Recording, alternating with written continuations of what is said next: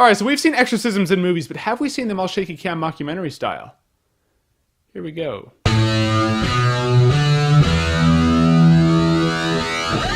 The Last Exorcism. Good title, you don't want to commit to a sequel just yet. Like Final Fantasy.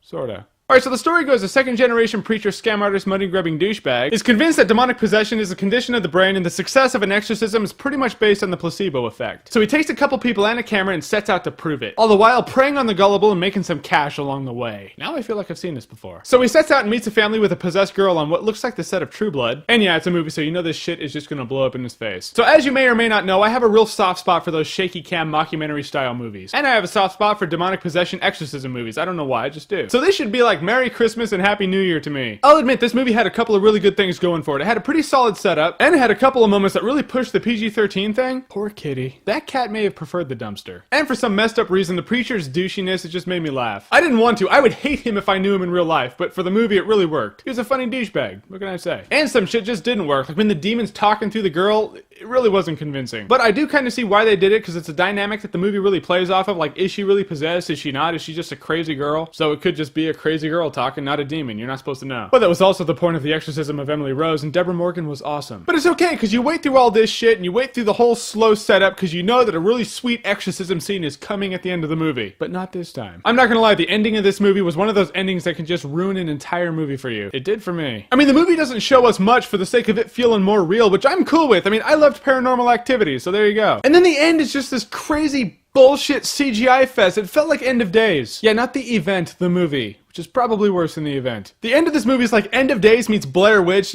Whatever boat they want to be on, they missed it by about a decade, so it doesn't matter. I mean, just give us a sweet exorcism, you know, some solid good versus evil shit. I mean, that's all. But no, we get demon fire and stupid. So the movie was okay. It had a couple of creepy scenes. It's certainly not the best possession movie or exorcism movie out there. The girl was okay when the demon was talking through her and it had a shit ending. So I'm gonna say it was okay, but you're not gonna remember it in T-minus 13 hours. But because of the dog shit ending, I'm gonna bust that down to 6 hours.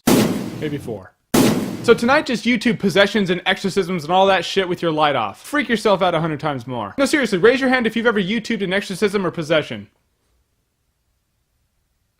Exactly.